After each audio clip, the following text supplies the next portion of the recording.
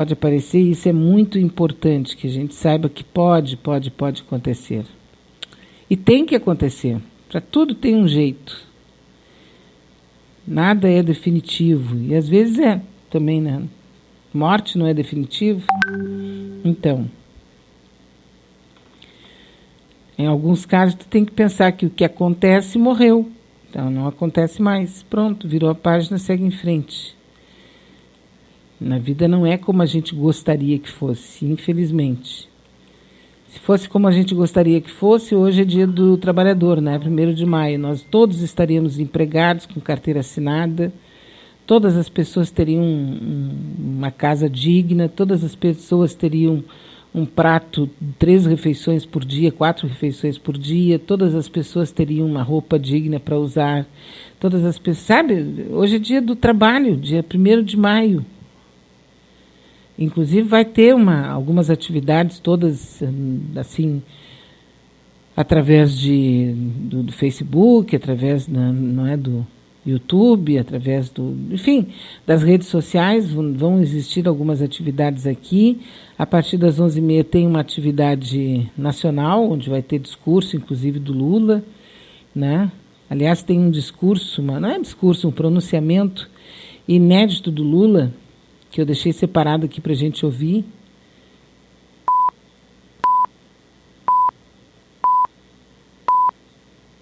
Companheiras trabalhadoras e companheiros trabalhadores, esta é a última vez que falo com vocês como presidente para comemorar o nosso dia, o Dia do Trabalhador.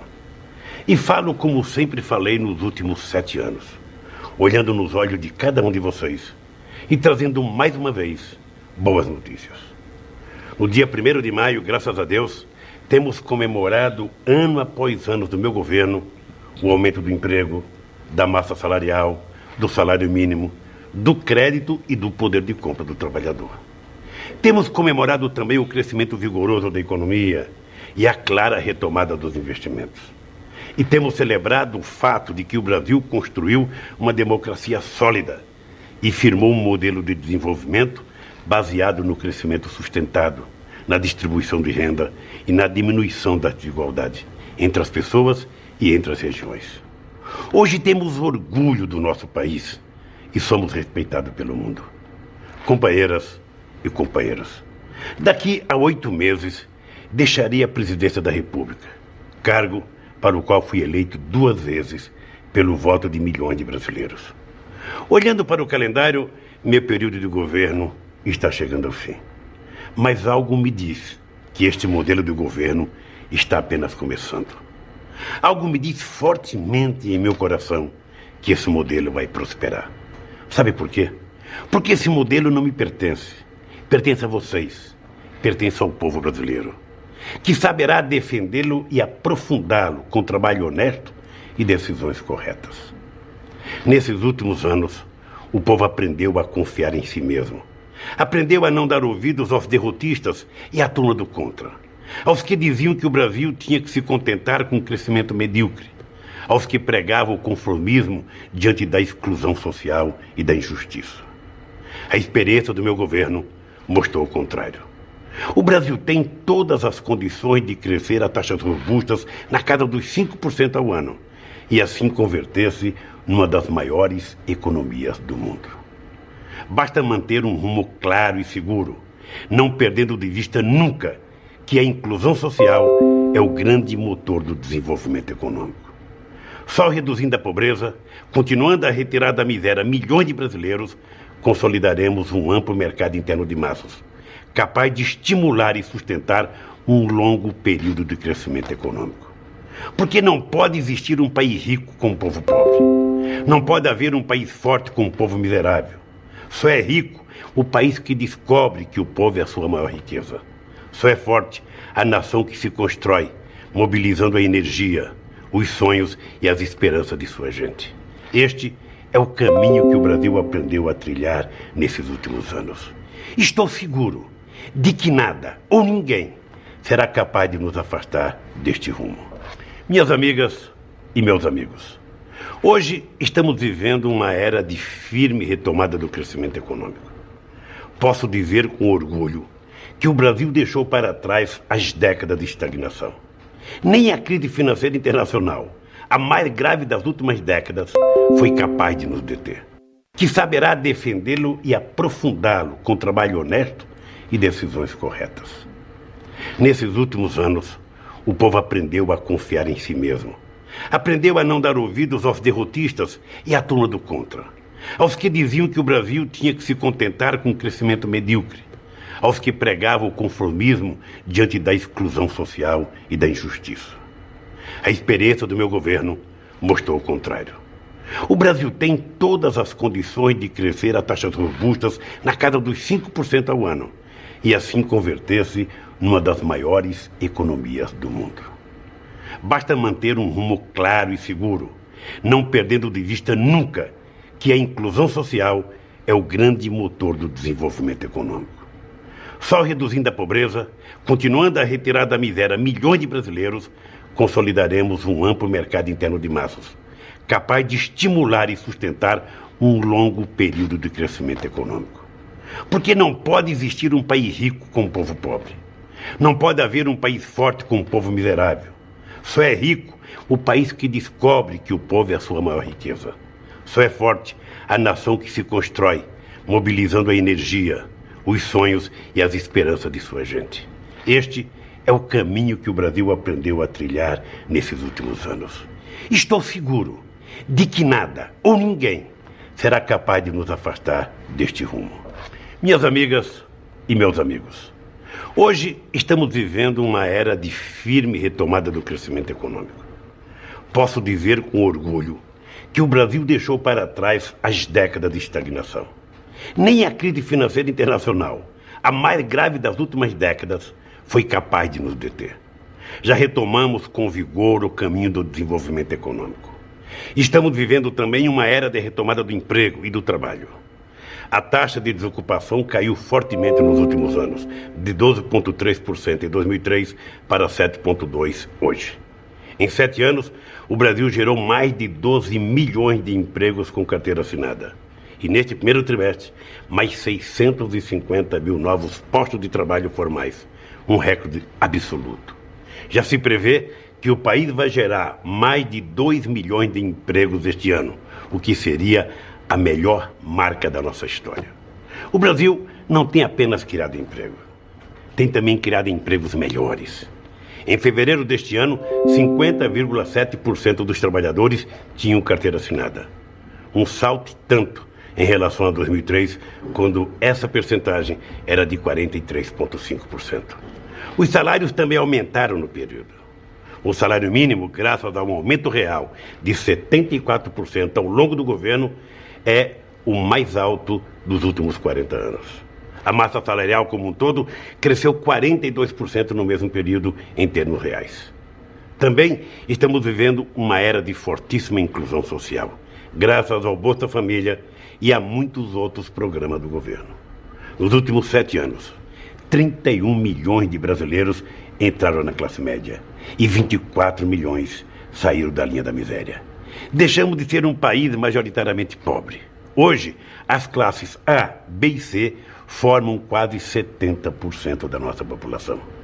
Tudo isso está fazendo a roda da economia girar de forma sustentada. Como há mais gente consumindo, o comércio vende mais e aí tem de encomendar mais da indústria, que tem de investir mais e contratar mais trabalhadores num círculo virtuoso que impulsiona o país e o seu povo para frente. Minhas amigas e meus amigos, quando um país como o Brasil realiza algumas conquistas sempre esperadas, abre-se imediatamente novos desafios para o dia de amanhã. Mais que nunca, o Brasil está preparado para o futuro. Mas é preciso que a gente continue tomando as decisões certas nas horas certas. É isso que temos feito nos nossos projetos de longo e médio prazo, como o PAC 2 e o Pré-Sal. Logo, logo, começaremos a explorar as gigantescas reservas de petróleo descobertas pela Petrobras no Pré-Sal. Seus recursos não devem ser gastos em bobagens ou no custeio de despesas correntes. Por lei, serão aplicados obrigatoriamente em educação, saúde, ciência e tecnologia, cultura e meio ambiente. Temos em mãos um passaporte para o futuro e não podemos desperdiçar essa chance. Temos pela frente grandes oportunidades. A realização da Copa do Mundo de 2014 e das Olimpíadas de 2016, gerando investimentos, emprego e renda. Estou seguro de que o Brasil mostrará ao mundo mais uma vez sua competência, criatividade e capacidade de trabalho. O Brasil é um país sem limites para crescer. Não apenas porque tem grandes riquezas naturais, mas principalmente porque tem um povo generoso, forte e criativo. Um povo maduro, que sabe escolher, que trabalha duro e não desperdiça oportunidades. Um povo que soube trazer nosso país até aqui e que saberá continuar conduzindo nosso Brasil no rumo certo. Muito obrigado e boa noite.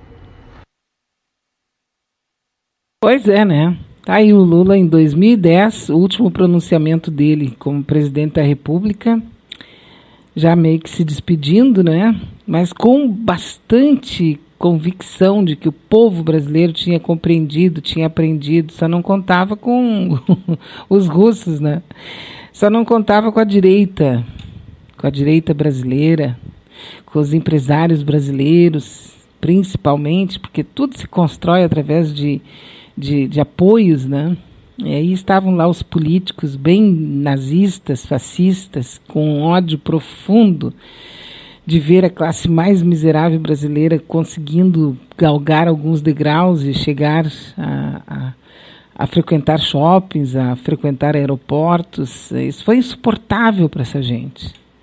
E eles estavam maquinando lá com a Rede Globo, com a Bandeirantes, com todas as redes oficiais aqui, quer dizer, contra todas as redes privadas de rádio e TV, organizando contra tudo que o Lula estava fazendo junto com o povo brasileiro. E daí se criou o que se criou, né? A Dilma chegou, não conseguiu manter, não teve a mesma jogo de cintura do Lula. E, enfim, nós chegamos em 2020, isso é de 2010, nós chegamos em 2020 com a massa brasileira fazendo filas na frente da Caixa Econômica Federal para pegar R$600 no meio de uma pandemia. R$600 que foram prometidos no início de março e que só foram pagos para 52 milhões de brasileiros até agora. Tem mais uma parcela significativa que ainda não conseguiu fazer entrar no app da Caixa Econômica Federal, e o cavalgadura do Onyx Lorenzoni dizendo que se tem filas na CEF é por causa da cultura do povo brasileiro. O povo brasileiro quer ir na fila, o povo brasileiro quer sofrer, o povo brasileiro quer pegar o dinheiro ao vivo na mãozinha, não sabe mexer. O povo brasileiro é isso aí, quer dizer, o Onyx Lorenzoni é uma das pessoas mais repugnantes que a gente tem, assim, gostaria de dizer pessoalmente isso para ele. Porque quando ele ainda era só candidato a vereador, quando ele começou a vida política dele, ele começou num dos programas que eu tive aqui na capital de Porto Alegre. Participava, apesar de ser um cara de direita, porque nós tínhamos essa certeza que todos tinham que ter a oportunidade de falar o que pensavam. Jamais imaginei que ele fosse assim como ele é naquela época. Mas, enfim, ele que se dane, né? Porque ele vai ter que responder, não é nem para mim, nem para ninguém. Ele vai ter que responder para a consciência dele.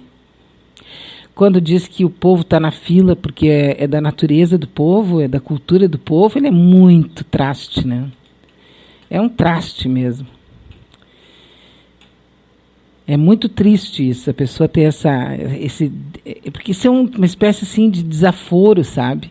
Eu não tenho nada a ver com isso. Se eles estão lá na fila é porque eles não sabem lidar ali não tem nem um celular para lidar, para entrar no apetrecho lá da Caixa Econômica Federal. Eu não tenho nada a ver com isso, quer dizer, poxa vida, né? Facilita a vida das pessoas, mas enfim, ele que se dane, ele vai responder. Ele que é lá da igreja Santa Sara, não sei o quê, que botou aqui no braço, né? Conhecereis a verdade vos libertará. Ele vai conhecer a verdade. Vai. E vai chegar a hora dele. Que essas pessoas todas que estão caindo na pobreza e outras tantas que estão morrendo e outras que estão para morrer agora nem sabe.